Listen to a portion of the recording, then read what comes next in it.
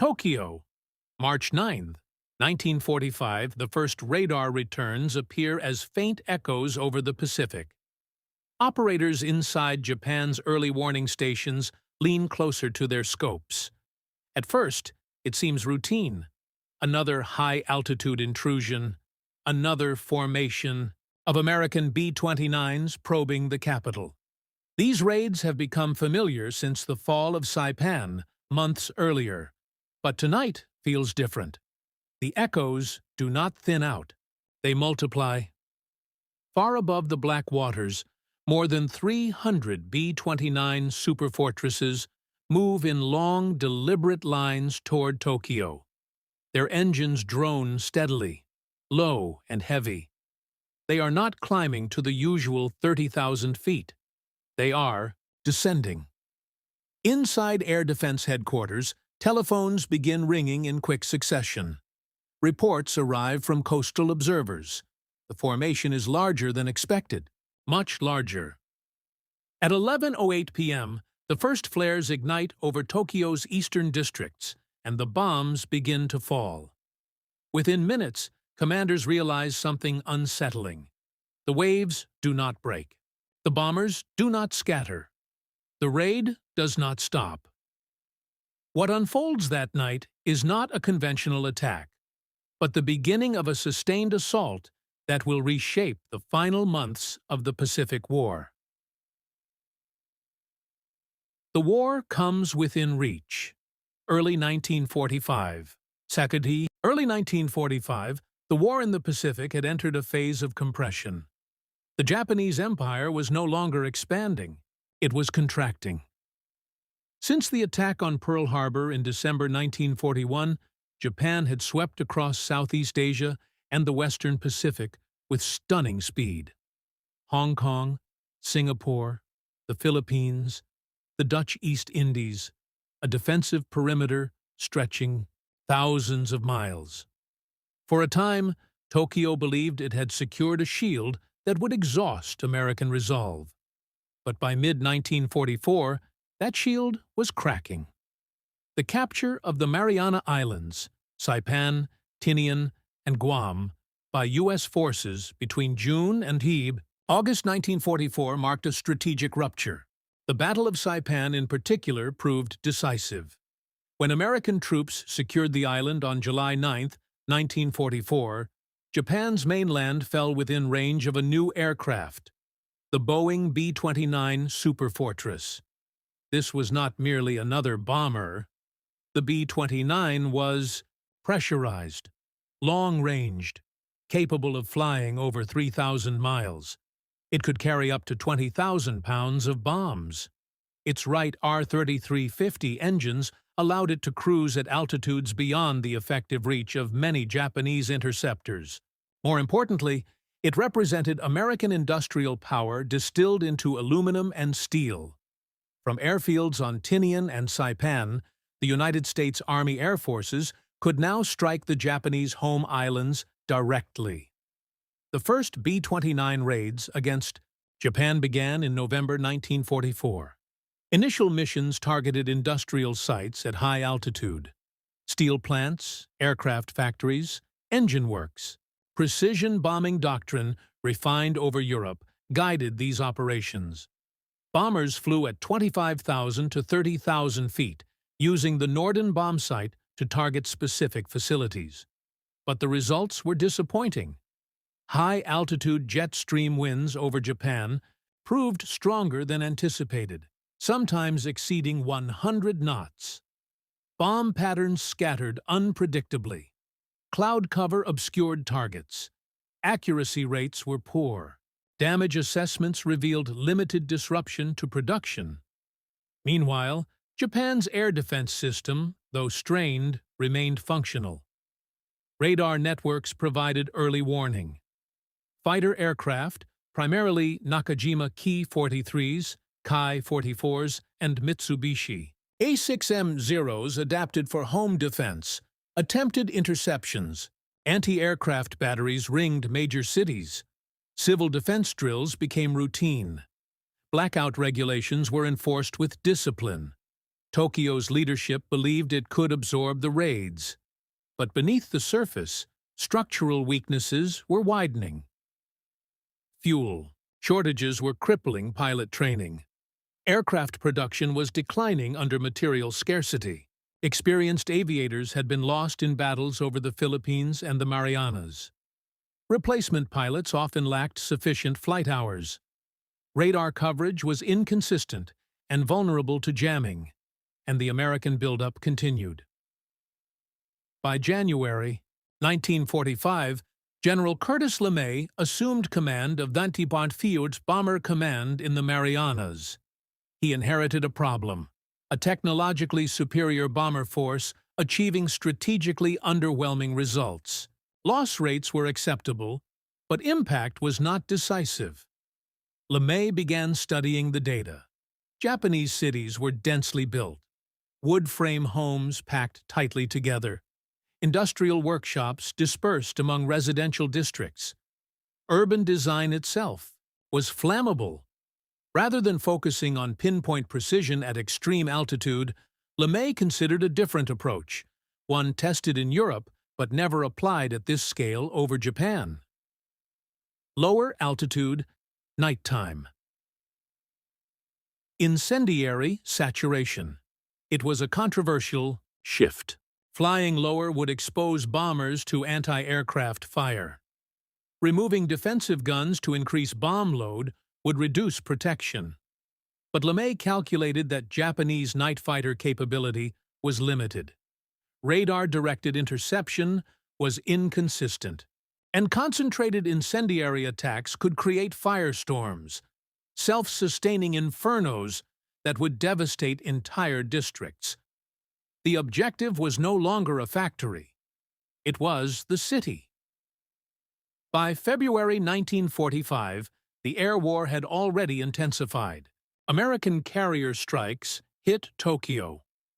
The Battle of Iwo Jima began on February 19th, providing emergency landing fields for damaged B-29s. Each step tightened the pressure around the Japanese mainland. Inside Tokyo, air defense commanders tracked the growing frequency of raids. Yet they still expected patterns: approach, bombing run, withdrawal. The idea of continuous, overwhelming incendiary saturation had not yet fully entered their calculations. That assumption would be tested on the night of March 9th. The decision. To burn in the final days of February 1945, inside headquarters on Guam, General Curtis LeMay reviewed reconnaissance photographs of Tokyo. The images revealed a city unlike those targeted in Europe. Much of Tokyo's industrial output was not concentrated in massive concrete complexes. Instead, production was dispersed across thousands of small workshops woven into residential neighborhoods. Machine parts, aircraft components, munitions, fittings, many were produced in wooden structures no different from family homes. The city itself was a lattice of timber. Tokyo's eastern wards, Koto, Sumida, Asakusa, were particularly vulnerable. Narrow streets, closely packed houses, paper, walls, shared wells, limited fire breaks. If ignited in the right weather conditions, these districts could sustain a fire beyond the capacity of civil defense. Weather reports became critical. Meteorologists studied wind forecasts over Honshu. On March 9th, a cold front was expected to generate steady surface winds over Tokyo, between 15 and 25 miles per hour. Dry conditions, low humidity. Ideal, in purely military terms, for flame propagation. LeMay approved the plan. Operation Meetinghouse, the largest incendiary bombing mission ever attempted. Instead of flying at 30,000 feet in tight defensive formations, the B-29s would approach at altitudes between 5,000 and 8,000 feet. Defensive gun turrets, except the tail guns, were removed from many aircraft to increase bomb capacity and reduce weight. Crews were briefed for a night attack. Their bomb loads would consist primarily of M69 incendiary bomblets, small napalm-filled cylinders designed to penetrate structures before igniting. The tactic was mathematical. Lead aircraft would drop Pathfinder flares in a large X-shaped pattern over eastern Tokyo. Following waves would saturate the grid with incendiaries overlapping impact zones. The goal was not isolated fires. It was convergence. On the Japanese side, air defense preparations followed familiar routines. Tokyo was protected by anti-aircraft regiments equipped with 70-mm and 80-mm guns. Searchlight units were positioned to illuminate high-altitude bombers. Fighter squadrons were stationed at nearby airfields, Chofu, Yokosuka, Narimasu.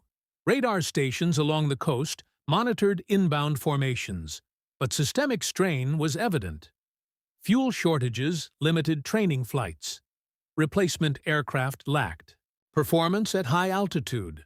Radar operators often struggled with equipment reliability. Night interception tactics were underdeveloped compared to Allied standards. Coordination between radar, searchlights, and fighters was inconsistent. Most importantly, Japanese planners still anticipated high-altitude precision raids. Low-level, mass incendiary assault had not yet been experienced on this scale. On March 9th, throughout the afternoon, American B-29 crews prepared at airfields on Tinian, Saipan, and Guam. Mechanics performed final checks on engines already known for overheating. Bomb bays were loaded with thousands of clustered incendiaries. Briefings emphasized target grids, approach vectors, emergency diversion procedures. Shortly after sunset, the first aircraft lifted into the darkening sky. One by one, then in steady succession. By 5:35 p.m., takeoffs accelerated into a continuous flow of silver silhouettes climbing westward over the Pacific. In total, 334 B-29s were dispatched. Weather reconnaissance confirmed favorable wind patterns over Tokyo. Hours later, Japanese coastal radar stations detected distant contacts. At first, the returns seemed ordinary, consistent with previous raids. The assumption remained that the bombers would approach at altitude. Anti-aircraft crews prepared for upward tracking. Interceptor units readied aircraft for climbing engagements. But as the echoes grew stronger, operators began noticing something unusual. The altitude profile was lower than expected.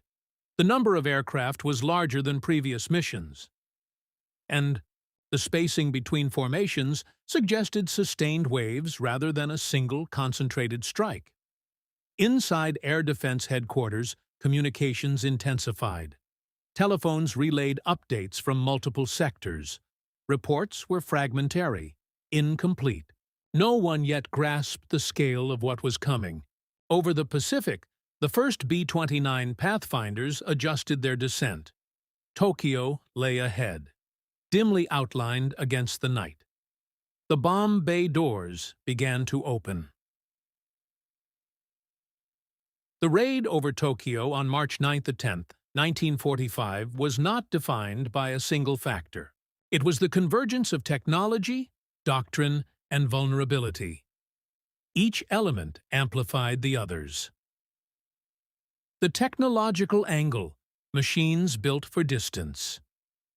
The B-29 Superfortress was among the most advanced aircraft of the Second World War. Designed with pressurized crew compartments, remote-controlled gun turrets, and long-range fuel capacity, it represented an industrial leap over earlier bombers. Yet, for this mission, its strengths were deliberately reshaped.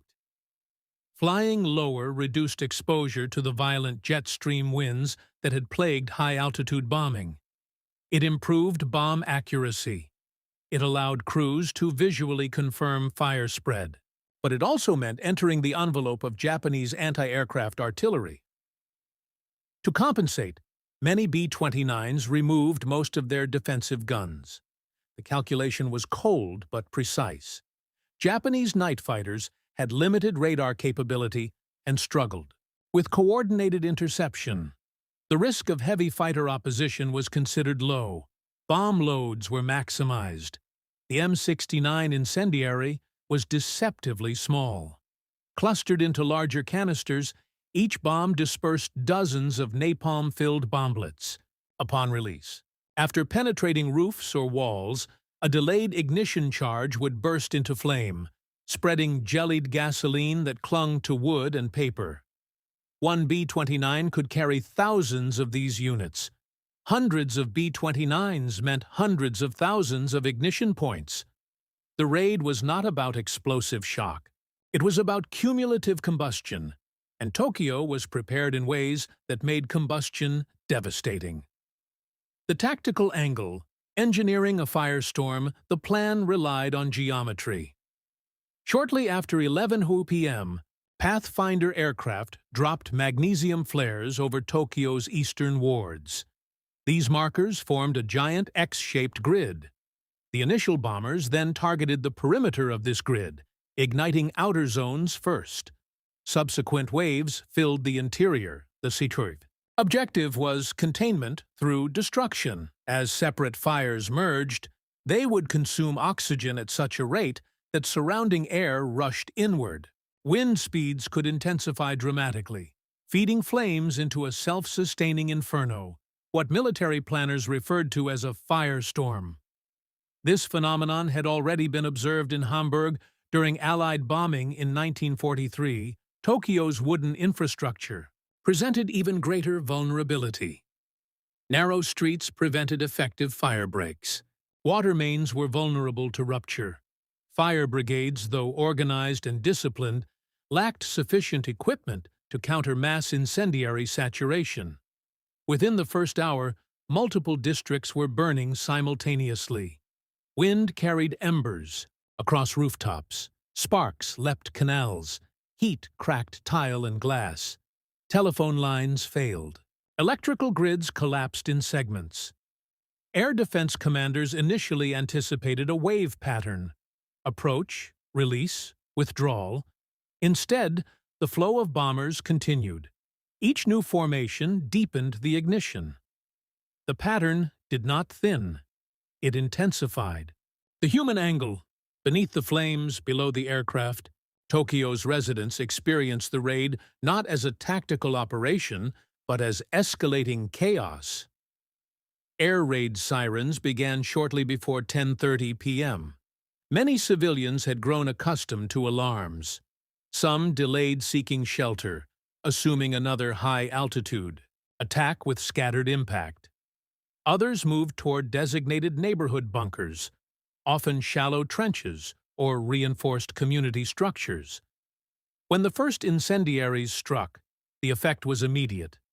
Unlike high-explosive bombs, which detonated, with a single concussive blast, incendiaries multiplied. Roofs ignited. Tatami mats caught flame.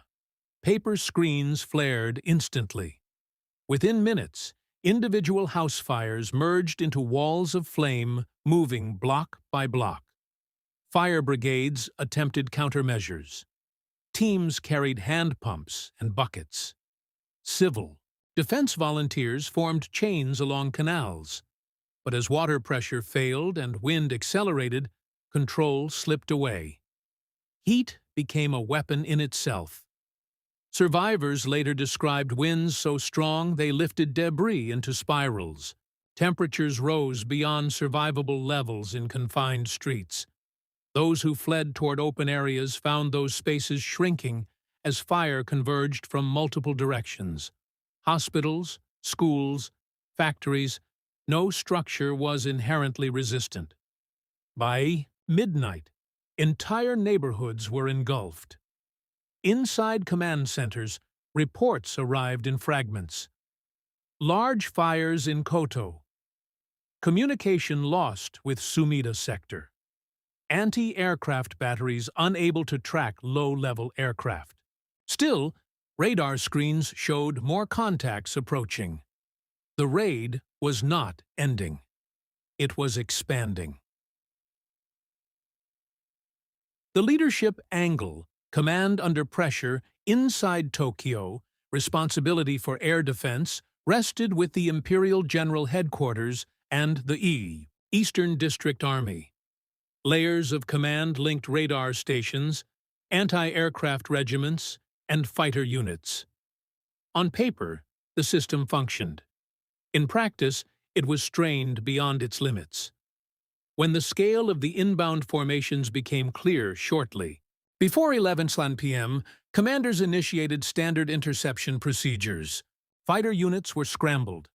Anti-aircraft batteries were ordered to readiness. Searchlights swept the sky, but the altitude shift altered everything. Low-flying B-29s were harder to detect in time. Radar accuracy at lower elevations was inconsistent. Interceptors struggled to climb, locate, and engage bombers in darkness without reliable ground guidance. Fuel limitations restricted loiter time.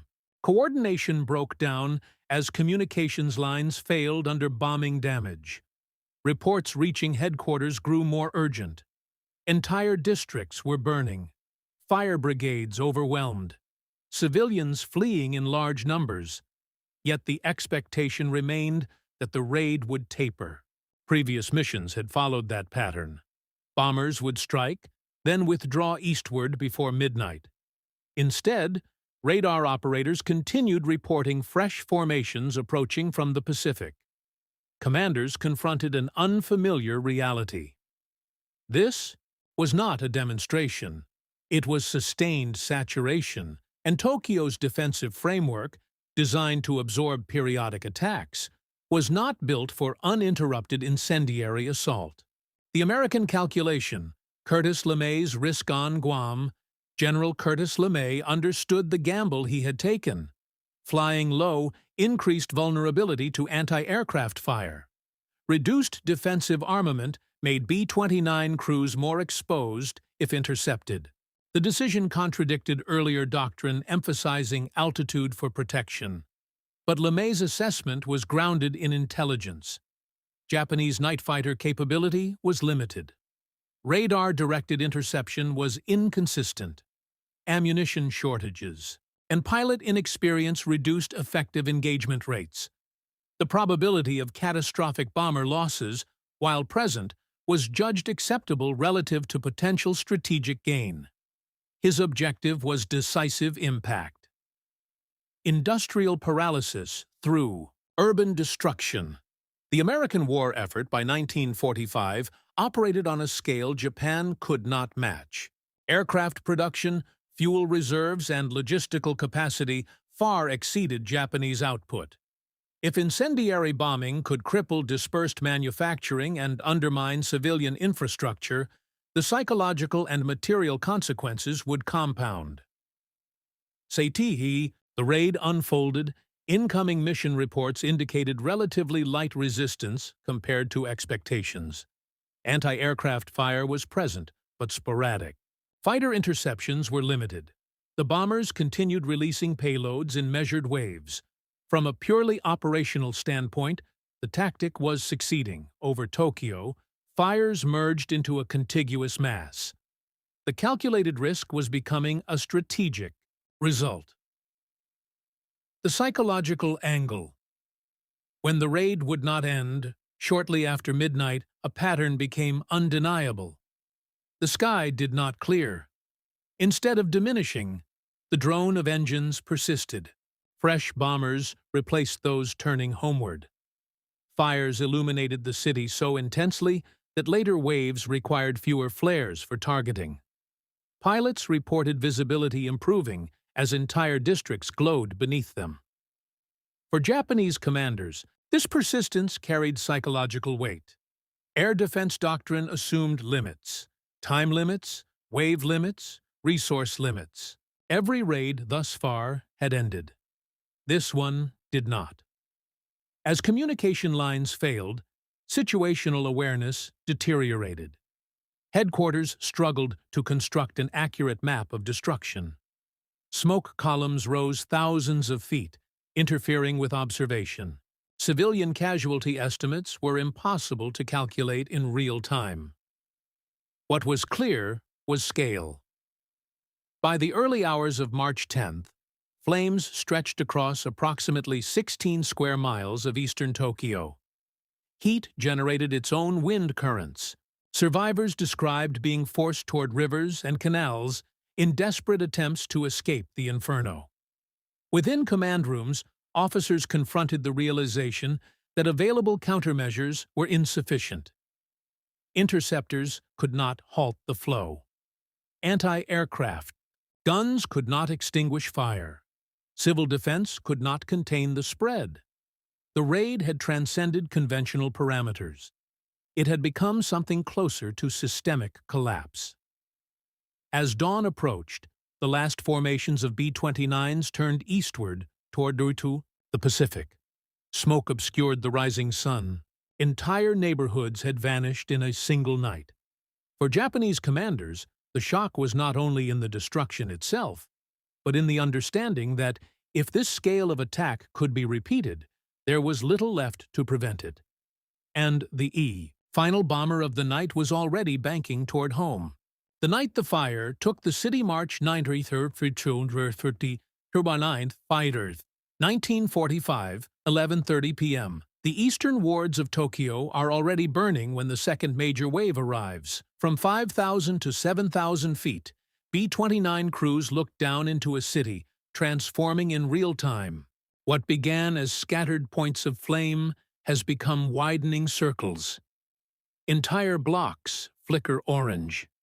Smoke climbs in thick pillars, illuminated from beneath like furnaces opening to the sky. Pathfinder aircraft report successful ignition patterns. The perimeter grid is holding. Subsequent bombers press inward. Below, the first phase of collapse begins. Fire stations attempt coordinated response, but water mains rupture under heat and blast. Pressure drops across districts. Pumps fail. Telephone lines go silent. Police stations relay fragmented messages before communications disappear altogether. At approximately 12:15 a.m., winds intensify. The forecasted surface gusts combine with heat-generated convection. Air rushes toward the expanding fire zone. Streets become wind tunnels. Embers travel block to block, skipping across canals once thought to be natural fire breaks. Witnesses later describe a sound unlike ordinary bombing, a continuous roar, not explosion, but combustion. By 12:30 a.m., the fire has achieved critical mass. Individual blazes merge into a unified inferno. Temperatures climb beyond 1,500 degrees Fahrenheit in concentrated pockets. Asphalt softens. Glass liquefies. Wooden utility poles ignite like torches. The firestorm feeds itself, pulling oxygen inward with accelerating force. Above, American C-2 crews feel turbulence from rising heat columns. Some aircraft are jolted upward by thermals powerful enough to buffet wings. Pilots maintain formation spacing, while bomb bays continue releasing incendiaries into already burning districts. Anti-aircraft fire persists, but lacks coordination. Searchlights struggle to track aircraft through smoke. Interceptors attempting. Engagement report limited visibility. Several Japanese fighters are lost in the darkness without confirmed kills. Shortly after 1 a.m., evacuation routes fail. Civilians fleeing toward the Sumida River find bridges congested. Panic spreads as flames approach from multiple directions. In open areas thought to provide refuge, heat becomes suffocating. Oxygen depletion in narrow streets creates deadly pockets where movement slows and collapse follows. Hospitals burn. Schools burn. Factories burn. Industrial workshops, often embedded in residential rows, ignite alongside homes. Machine tools warp in the heat. Aircraft components awaiting shipment are reduced to scrap. Production does not merely pause. It disintegrates. Inside Imperial General Headquarters, officers receive partial reports indicating catastrophic fire spread. Attempts to gauge containment fail. No coordinated firefighting effort remains capable of halting the expansion. At 1:30 a.m., the third major wave of B-29s arrives. The sky above Tokyo resembles daylight filtered through smoke. Pilots no longer rely solely on flares. The city itself provides illumination. Crews report aiming at the edges of the expanding blaze to widen the perimeter further. Each additional load deepens destruction. Between 2:00 and 3:00 a.m., the firestorm reaches maximum intensity. Wind speeds near the surface are estimated to exceed 40 miles per hour in certain corridors. Flames leap across streets in seconds. Steel bridges radiate heat. Survivors seek shelter in canals and rivers, only to encounter scalding water or suffocating smoke. The anti-aircraft barrage weakens. Ammunition stocks are limited. Gun crews struggle to operate in choking conditions. Radar tracking becomes erratic as smoke interference increases, yet the bombers continue. For Japanese commanders, the realization becomes unavoidable. The defensive response is no longer influencing the outcome.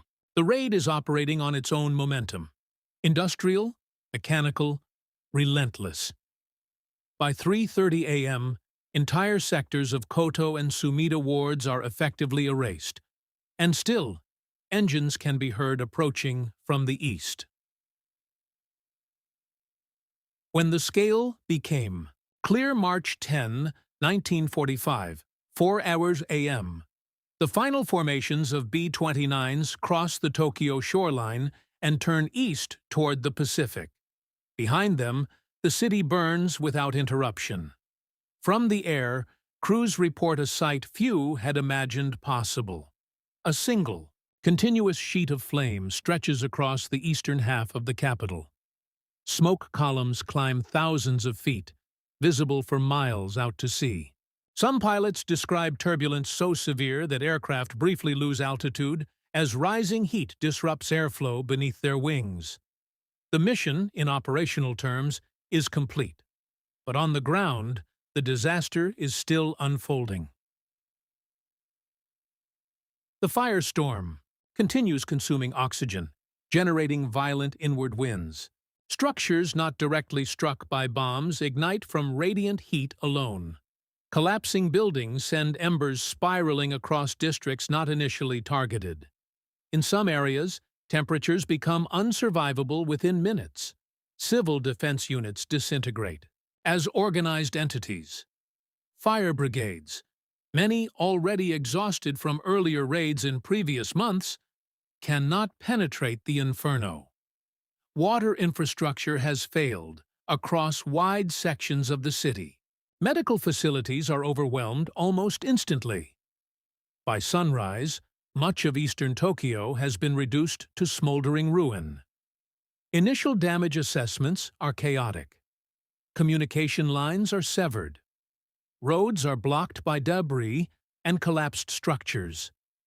Bridges are warped or destroyed. Rail lines in affected districts are twisted and unusable. Only gradually does the scale emerge. Approximately 16 square miles of the city have been devastated. More than 260,000 buildings are destroyed. Industrial workshops embedded within residential neighborhoods, key nodes in Japan's dispersed wartime production system, are gone. Casualty estimates vary, but post-war analyses commonly place the death toll between 80,000 and 100,000 people. Some Japanese sources suggest even higher numbers. Hundreds of thousands more are injured or left homeless, many having lost entire families within hours. It is the deadliest single air raid in history. Inside Japanese command structures, the psychological impact crystallizes alongside the physical damage. Air defense units report limited success in interception. Few B-29s are confirmed destroyed relative to the size of the attacking force. Anti-aircraft batteries expended ammunition without altering the trajectory of the assault. Fighter response proved insufficient in darkness and smoke. More alarming than the destruction itself is the realization of vulnerability. If one night could erase such a portion of the capital, what would prevent repetition? Reports are compiled. For senior leadership, the devastation reaches the highest levels of government. Emperor Hirohito is informed of the extent of the destruction. Military planners begin urgent discussions about reinforcing air defenses, dispersing industry further, and mobilizing civilian evacuation on a larger scale. But the material constraints are severe. Fuel reserves are dwindling. Aircraft production struggles under resource shortages. Radar improvements require components already scarce. Training new pilots demands time Japan no longer possesses. Meanwhile, reconnaissance flights confirm that American bomber bases in the Marianas remain intact and fully operational. The implication is unmistakable. This was not an isolated strike. It was proof of concept. Within days, similar incendiary attacks target Nagoya, Osaka, and Kobe. The strategy expands. The pattern repeats. The air over Japan becomes a corridor of sustained assault. For Japanese commanders who witnessed the events of March 9 to 10, the shock lies not only in the night the raid refused to end, but in the understanding that it could begin again at any moment. The fire over Tokyo had signaled a turning point. From this point forward, the war above Japan would not pause. A sky that did not clear in the days following March 10, 1945, smoke still drifted over Tokyo. Ash settled into canals. Steel frames protruded from flattened neighborhoods. Entire districts of the capital had become fields of charcoal and brick. Survivors searched through ruins for relatives. Temporary shelters filled schools and temples that had escaped the firestorm's reach. But the air war did not slow. On March 11, just one night after Tokyo burned, B-29s struck Nagoya. On March 13-14, Osaka was hit with another massive incendiary assault. Kobe followed on March 16-17. Each raid applied the same tactical logic. Low altitude, nighttime approach, concentrated incendiary saturation. The pattern was clear. Operation Meetinghouse had not been an anomaly. It had inaugurated a campaign. By late March, Japanese commanders recognized that American bomber forces were operating with increasing frequency and coordination. The capture of Iwo Jima provided emergency landing fields for damaged B-29s, reducing operational risk and enabling more aggressive planning.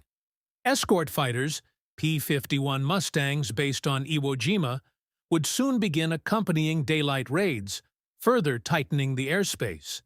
Japan's air defense structure was deteriorating under constant strain. Fuel scarcity had reached critical levels. Training programs for replacement pilots were shortened dramatically, reducing combat effectiveness. Aircraft factories, already suffering from material shortages, were themselves targets of bombing.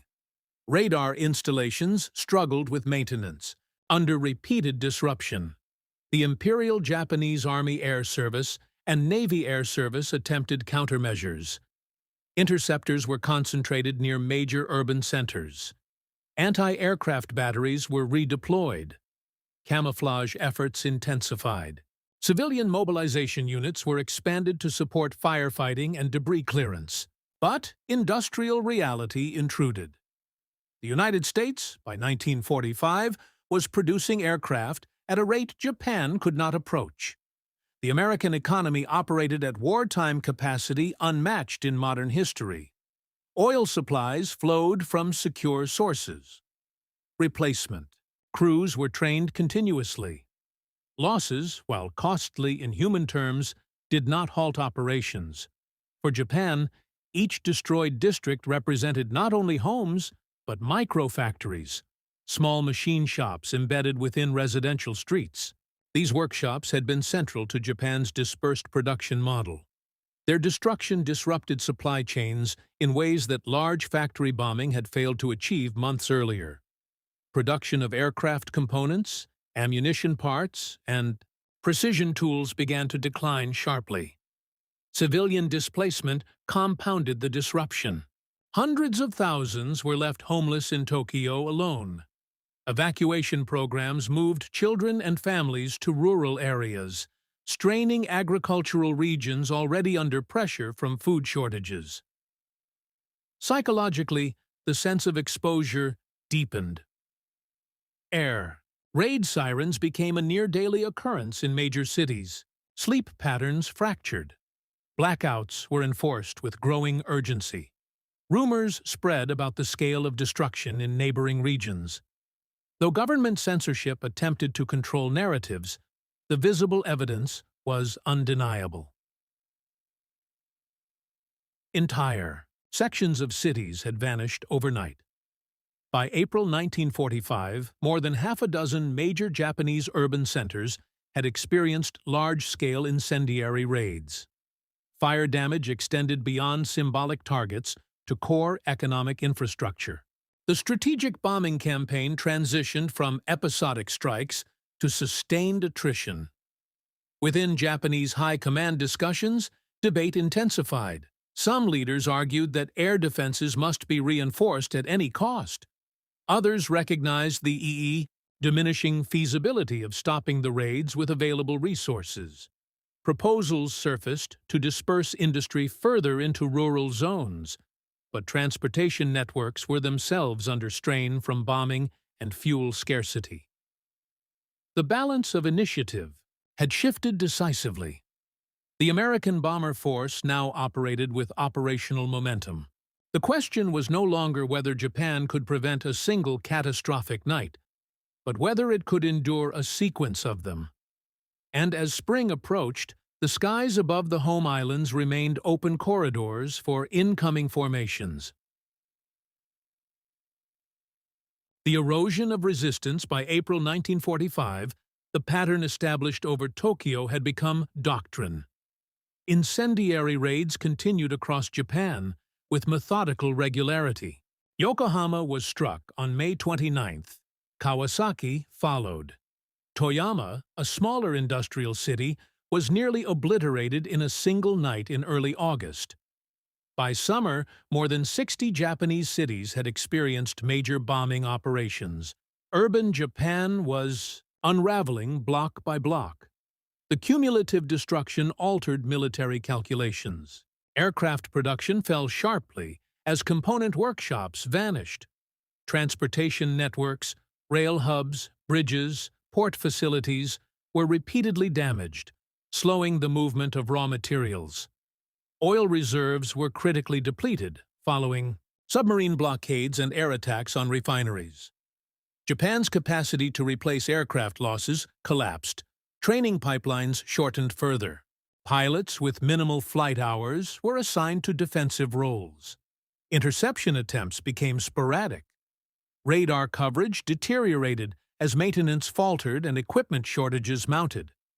At the same time, civilian morale eroded in ways difficult to quantify but impossible to ignore.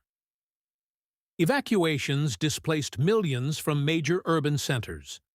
Food distribution systems, already fragile, struggled to sustain growing refugee populations in rural prefectures.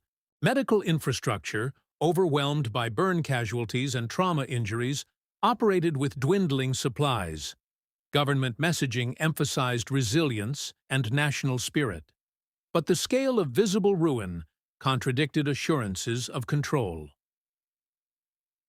Within the Supreme War Council, strategic debate intensified through the summer of 1945. Some military leaders advocated continued resistance, emphasizing preparations for a decisive homeland defense should invasion occur. Others quietly acknowledged the widening imbalance. The Soviet Union remained neutral until August, but its position was uncertain. American naval blockade tightened. Air raids demonstrated sustained reach and repetition. The firebombing campaign had achieved a psychological shift. Japanese commanders, who once calculated raids in terms of isolated events, now confronted a continuous strategic pressure. The shock experienced on March 9–10 had evolved into recognition. The United States possessed the capacity to strike repeatedly across multiple cities without significant interruption. When atomic bombs were dropped on Hiroshima on August 6 and Nagasaki on August 9, they entered a landscape already shaped by months of incendiary devastation. While the atomic attacks introduced a new dimension of destruction, the prior bombing campaign had already weakened industrial capacity, disrupted command coordination, and strained civilian endurance. By the time Emperor Hirohito addressed the nation on August 15, 1945, announcing Japan's acceptance of surrender terms, much of urban Japan lay in ruins from conventional bombing alone. In total, the incendiary raids destroyed an estimated 40% of built-up areas in the nation's major cities. Civilian casualties from conventional bombing numbered in the hundreds of thousands. Industrial output had fallen drastically. Transportation and energy systems were crippled. For Japanese commanders who had watched the radar screens on March 10, the realization that night had been immediate but incomplete. They had witnessed the first sustained firestorm. What followed proved it was not an exception, but the beginning of a strategic endgame. And in the silence after surrender, the question remained: how had warfare reached a point where entire cities could be consumed in a single night? The fire over Tokyo was more than a tactical victory. It was a signal of a new scale of warfare, mechanized, relentless, and impersonal. For the Japanese commanders, the shock of that night was profound. They had been trained to anticipate raids, to calculate defense, to plan countermeasures. Yet none of their assumptions prepared them for a bombardment that refused to end. The city itself became both target and instrument of destruction. The wooden streets and tightly packed neighborhoods amplifying every incendiary into a storm. Strategically, the raid demonstrated the convergence of technology, industrial capacity, and operational audacity. The B-29s, designed for high-altitude precision, became instruments of mass conflagration. American logistical planning ensured a flow of aircraft and bombs that Japan could not match. For the first time in history, sustained aerial power alone could reshape a nation's landscape and morale almost overnight. But beyond calculations and tonnage, the human dimension remained undeniable. Hundreds of thousands of civilians perished. Families vanished. Neighborhoods became ash. Survivors carried the trauma of firestorms that no prior generation had faced. Commanders confronted not only the loss of cities, but the collapse of systems they had assumed inviolable: their radar, their fighters, their authority. The night of March 9–10, 1945, thus stands as a turning point in both the Pacific War and the history of conflict. It revealed the terrifying efficiency of air power, the fragility of traditional defense, and the psychological weight of unstoppable force.